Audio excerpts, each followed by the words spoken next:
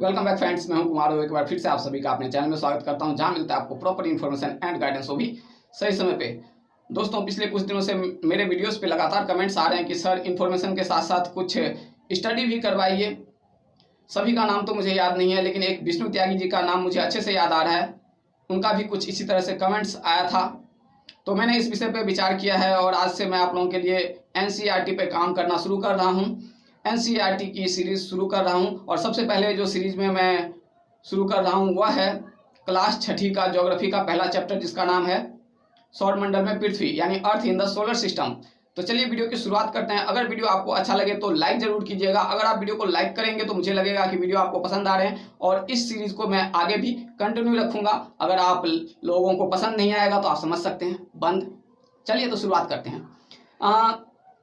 कक्षा 6ठी में NCERT में सबसे पहले ज्योग्राफी के चैप्टर में समझाने की कोशिश की गई है वह है पूर्णिमा और अमावस्या। जनरली हम पूर्णिमा को अच्छे से जानते हैं। महीने में एक दिन हमें चांद पूरी तरह से दिखाई देता है और उसी रात्रि को हम पूर्णिमा कहते हैं, क्योंकि उस दिन हमें चांद पूरी तरह से दिखाई देता है। और NCERT भी यही कहती है कि लगभग एक महीने में एक बार चांद हमें पूर्ण रूप से दिखाई देता है, उसी को पूर्णिमा कहा जाता है। अब बात है कि अमावस्या किसे कहते हैं, तो चलिए अब अमावस्या को समझते हैं। धीरे धीरे क्या होता है, उसके अगले दिन से चांद धीरे धीरे छोटा होना शुरू हो जाता है और देख रहे हैं यहाँ पे आप छोटा हो गया और धीरे धीरे और छोटा होना शुरू हो जाता है और लगभग 15 दिन बाद चांद हमें पूरी तरह से दिखाई नहीं देता है और उसी रात को नए चंद्रमा की रात्रि या न्यू मून कहा जाता है और उसे ही हम लोकल भाषा में अमावस्या कहते हैं। दोस्तों, यह पूर्णिमा और अमावस्या तक तो ठीक है, लेकिन यह नए चंद्रमा की रात्रि या न्यू मून क्या होता है? अगर एग्जामिनर इसी शब्द का इस्तेमाल करके क्वेश्चन बना दे तो आधे लोग इसमें कंफ्यूज हो जाएंगे, क्योंकि अमावस्या तो सभी जानते हैं, लेकिन कई बार लोग नए चंद्रमा की रात्रि या न्यू मून शब्द को नहीं समझ पाएंगे। तो चलिए सबसे पहले इसे समझ लेते हैं कि अमावस्या को आखिर न्यू मून या फिर नए चंद्रमा की रात्रि क्यों कहते हैं। दोस्तों, आपने देखा कि पूर्णिमा से चांद धीरे धीरे छोटा होता हुआ आया और एक दिन दिखाई नहीं दिया, जिसे हम नए चंद्रमा की रात्रि कहते हैं। अब इसे ऐसा क्यों कहते हैं? इस दिन हमें चांद दिखाई नहीं दे रहा है। अब इसके बाद क्या होगा? उसके अगले दिन हमें चांद फिर से थोड़ा सा दिखाई देगा और धीरे धीरे वह चांद बड़ा होता चला जाएगा और एक दिन फिर लगभग 15 दिन बाद हमें पूर्णिमा के रूप में पूर्ण चांद दिखाई देगा। यानी नए चंद्रमा के रात्रि के अगले दिन, यानी कि अमावस्या के रात्रि के अगले दिन हमें चांद नए सिरे से दिखाई देना शुरू कर रहा है। यानी कि हम कह सकते हैं कि नया चांद दिख रहा है। हालांकि नया कुछ नहीं है, चांद वही है, लेकिन नए सिरे से दिखाई देना शुरू हो रहा है। इसीलिए हम इसे नए चंद्रमा की रात्रि या फिर न्यू मून कहते हैं। उम्मीद करता हूं कि आप लोगों को पूर्णिमा, अमावस्या, नए चंद्रमा की रात्रि और न्यू मून अच्छे से समझ में आ गया होगा। अब चलते हैं आगे। जो NCERT समझाने का प्रयास कर रही है वह है खगोलीय पिंड। अब आखिर ये खगोलीय पिंड क्या होता है, तो चलिए समझ लेते हैं कि खगोलीय पिंड क्या होता है। सूर्य, चंद्रमा एवं अन्य सभी वस्तुएं जो रात में चमकती है, ध्यान रखिए दोस्तों, सूर्य, चंद्रमा एवं अन्य सभी वस्तुएं जो रात में चमकती है। ध्यान रखिएगा, इसमें सूर्य भी शामिल है। सूर्य भी शामिल है, क्योंकि कुछ लोग कहेंगे सूर्य तो रात में नहीं चमकता है, तो सूर्य इसमें कैसे आ गया? दोस्तों, रात में हमें नहीं चमकता है, ठीक है, लेकिन सूर्य अस्तित्व में होता है। दूसरे सिरे पे सूर्य दिखाई दे रहा होता है, यानी धरती के किसी और कोने से सूर्य दिखाई दे रहा होता है, यानी सूर्य अस्तित्व में है, सूर्य कहीं गया नहीं है, इसलिए सूर्य भी शामिल है। तो ध्यान रखिए, एक बार फिर से मैं रिपीट कर रहा हूं, सूर्य, चंद्रमा एवं अन्य सभी वस्तुएं जो रात में चमकती है उसे खगोलीय पिंड कहा जाता है। उम्मीद करता हूं आप लोगों को खगोलीय पिंड बड़े ही आसानी से समझ में आ गया होगा। अब देख लेते हैं कि NCERT आगे क्या समझाने का प्रयास कर रही है। आगे जो NCERT समझाने का प्रयास कर रही है वह है तारा, यानी कि स्टार। अब ये स्टार क्या होते हैं, तो चलिए बड़े आसानी से हम समझ लेंगे कि स्टार क्या होते हैं। हम खगोलीय पिंड को ऑलरेडी समझ चुके हैं। अब देखिए, अगर हमने खगोलीय पिंड को समझ लिया तो हमें स्टार भी बड़े आसानी से समझ में आ जाएंगे। बड़े आकार के खगोलीय पिंड, ध्यान रखिएगा, बड़े आकार के होते हैं जो कि गर्म होते हैं, गैसों के बने होते हैं, उसमें ऊष्मा यानी कि हीट होता है और उसमें प्रकाश होता है। जाहिर सी बात है कि ऊष्मा और प्रकाश होगा तो गर्म भी होगा और गैसों का होना भी इसके लिए जरूरी है, यानी गैसों का बना होना चाहिए, गर्म होना चाहिए, ऊष्मा होना चाहिए, उसमें और प्रकाश होना चाहिए जिसे वह लगातार उत्सर्जित करती रहती है, यानी कि उसमें से लगातार ऊष्मा और प्रकाश निकलती रहती है। तो ऐसे बड़े आकार के खगोलीय पिंड को तारा कहा जाता है। और सूर्य भी एक तारा है, क्योंकि सूर्य में भी क्या है, सूर्य में भी ये सभी गुण उपलब्ध है। यह इसमें अपना प्रकाश है, इसमें ऊष्मा भी है, गैसें भी है और यह गर्म भी है, और सूर्य भी एक प्रकार का तारा ही है। चलिए अब आगे समझते हैं। उम्मीद करता हूं आप लोगों को तारा समझ में आ गया होगा। आगे जो एनसीईआरटी समझाने का प्रयास कर रही है वह समझाने का प्रयास कर रही है नक्षत्र मंडल। अब देखते हैं नक्षत्र मंडल क्या होता है, समझने की कोशिश करते हैं। बहुत ही आसान है नक्षत्र मंडल को समझना। नाम से कितना भारी भरकम लग रहा है नक्षत्र मंडल, पता नहीं क्या होगा, लेकिन यह बहुत ही सिंपल सी चीज है। तारों का समूह यानी कि ग्रुप ऑफ स्टार। जब आप आसमान में देखेंगे तो बहुत सारे आपको तारे दिखाई देंगे। कुछ तारे जो है समूह में होते हैं जिन्हें आसानी से आप पहचान सकते हैं, और ऐसे ही तारों के समूह को नक्षत्र मंडल कहा जाता है। लोकल भाषा में इसे कई बार तारा मंडल भी कह देते हैं, लेकिन आपके एनसीईआरटी में नक्षत्र मंडल नाम दिया गया है। और इसका एक उदाहरण भी दिया गया है, अर्सा मेजर या बिग बियर। यह नक्षत्र मंडल के उदाहरण है। अर्सा मेजर या बिग बियर दोनों एक ही है, जो कि नक्षत्र मंडल के उदाहरण है। और एक बहुत ही आसानी से पहचान में आने वाला नक्षत्र मंडल का उदाहरण भी दिया गया है, जो कि है सप्तऋषि। सप्तऋषि एक ऐसा नक्षत्र मंडल है जो कि बड़े ही आसानी से पहचान में आ जाता है। मैंने भी कई बार इसे आसमान में देखा है, आप भी अगर कोशिश करेंगे एक दो बार तो दिख जाएगा। यह 7 तारों का समूह होता है, आप गिन के देख सकते हैं। यह डायग्राम आपके एनसीईआरटी में भी दिया हुआ है। 1 2 3 4 5 6 7 7 तारों का समूह है, इसीलिए इसे सप्तऋषि कहते हैं। अब ये जो सप्तऋषि आप देख रहे हैं यह वास्तव में बिग बियर या अर्सा मेजर का ही भाग है, तो यह इनसे अलग नहीं है, इन्हीं का एक भाग है, ऐसा एनसीईआरटी बताती है। चलिए अब आगे देख लेते हैं कि एनसीईआरटी आगे क्या कहती है।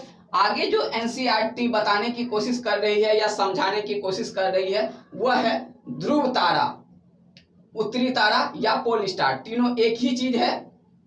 ध्रुव तारा हिंदी में बोलते हैं, इंग्लिश में पोल स्टार बोलते हैं, क्योंकि यह उत्तर दिशा में रहता है। यह तारा हमेशा उत्तर दिशा में रहता है, इसीलिए इसे उत्तरी तारा भी कहते हैं। अब आखिर इसे ध्रुव तारा क्यों कहते हैं, तो चलिए अब इसकी चर्चा कर लेते हैं। इसके लिए मैंने एक डायग्राम बनाया है, जिस डायग्राम की मदद से हम आसानी से इसे समझ पाएंगे। दोस्तों आप देख पा रहे होंगे यहाँ पे पृथ्वी का एक डायग्राम मैंने बना रखा है, यानी कि अर्थ का डायग्राम।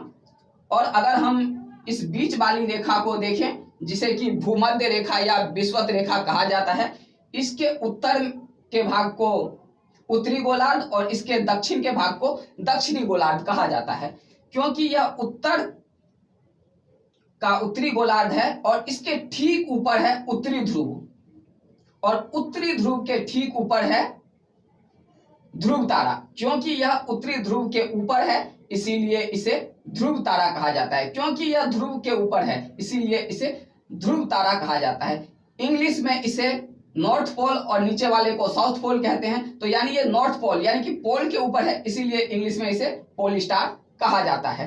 अब प्राचीन काल में इस ध्रुव तारे का बहुत ज्यादा इस्तेमाल किया जाता था। अब इसे किस रूप में इस्तेमाल किया जाता था, तो दिशाओं को ज्ञात करने के लिए, मुख्य रूप से रात्रि के समय, क्योंकि उस समय टेक्नोलॉजी इतनी एडवांस नहीं थी जितनी कि आज है, तो तारों का इस्तेमाल किया जाता था दिशाओं को जानने के लिए। किस प्रकार से करते थे आइए समझते हैं। जैसा कि मैंने आपको बताया, उत्तरी गोलार्ध के उत्तर में ध्रुव के ठीक ऊपर जो तारा है उसे ध्रुव तारा कहते हैं, यानी यह अपनी जगह पे फिक्स है, यह उत्तर में रहता है हमेशा।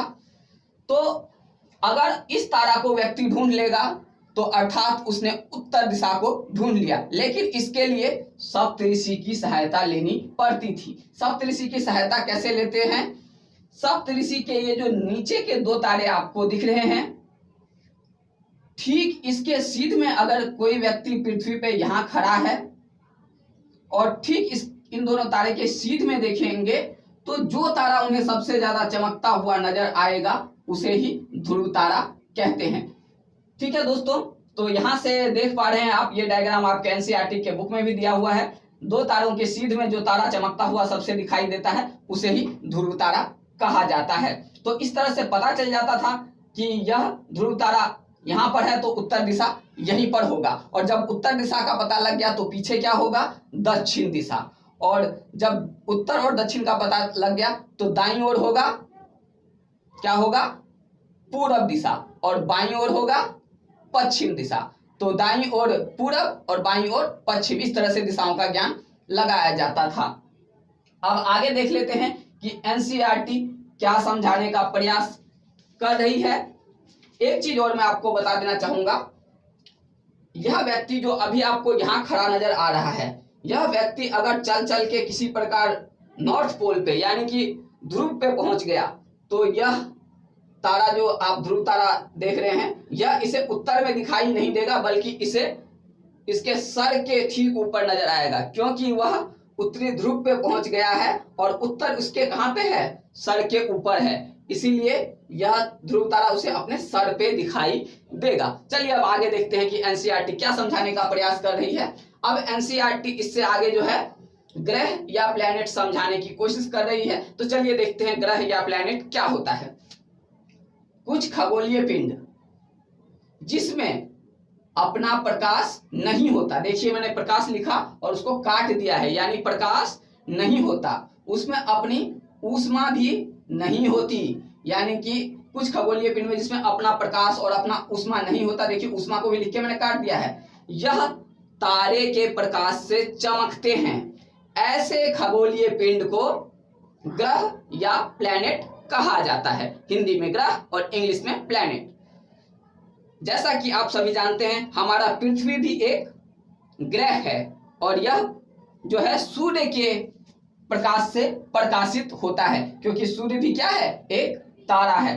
अब कुछ और चीज हम देख लेते हैं प्लैनेट के संदर्भ में और क्या कुछ एनसीईआरटी कहती है। एनसीईआरटी कहती है ग्रीक भाषा के प्लेनेटाई शब्द से प्लैनेट शब्द की उत्पत्ति हुई है, जिसका अर्थ होता है परिभ्रमक। अब ये परिभ्रमक क्या होता है? तो परिभ्रमक का अर्थ होता है घूमने वाला, चारों ओर घूमने वाला। जैसा कि आप सभी जानते हैं हमारा अर्थ यानी कि पृथ्वी भी सूर्य के चारों ओर घूम रहा है, तो पृथ्वी चारों ओर घूम रहा है क्योंकि वह एक प्लैनेट है।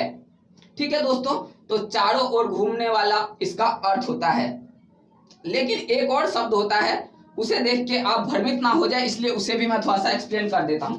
एक शब्द होता है परिभ्रमण। यहां आपने देखा परिभ्रमक और वह नजर आ रहा है परिभ्रमण। तो दोस्तों परिभ्रमण क्या होता है? कई बार क्वेश्चन बनाने में एग्जामिनर कंफ्यूज करने के लिए ऐसे शब्दों का इस्तेमाल कर लेते हैं। तो परिभ्रमण का मतलब होता है अपने ही स्थान पे घूमना, लट्टू की तरह घूमना, अपने ही स्थान पे घूमने का अर्थ होता है परिभ्रमण। जबकि किसी चीज के चक्कर लगाने का अर्थ होता है परिभ्रमक। परिभ्रमक को सामान्य तौर पे हम परिक्रमा कहते हैं। जब हम मंदिर में नहीं जाते हैं तो कहते हैं मंदिर के चारों ओर घूम लेते हैं, यानी कि मंदिर की परिक्रमा कर लेते हैं। तो परिभ्रमक को सामान्य तौर पर हम परिक्रमा कहते हैं और परिभ्रमण को सामान्य तौर पर हम घूर्णन कहते हैं। ये घूर्णन और परिक्रमण आसानी से समझ में आ जाता है, इसीलिए एग्जामिनर कई बार कठिन शब्दों का इस्तेमाल कर लेता है, जैसे कि परिभ्रमक और परिभ्रमण। उम्मीद करता हूं कि आपको वीडियो अच्छा लगा होगा, लेकिन अभी यह चैप्टर खत्म नहीं हुआ है, अभी काफी कुछ बाकी है। तो अगले वीडियो में हम सौरमंडल को पढ़ेंगे। अगर वीडियो अच्छा लगा हो तो लाइक जरूर कर दीजिए। तब तक के लिए बाय बाय।